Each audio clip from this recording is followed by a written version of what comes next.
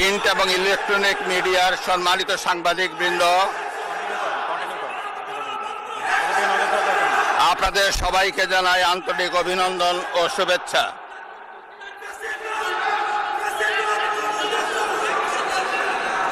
জনাব স্পিকার,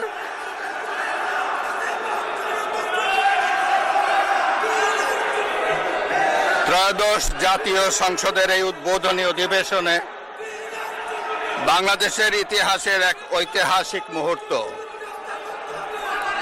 হাজারো শহীদের রক্তের সিঁড়ি বেয়ে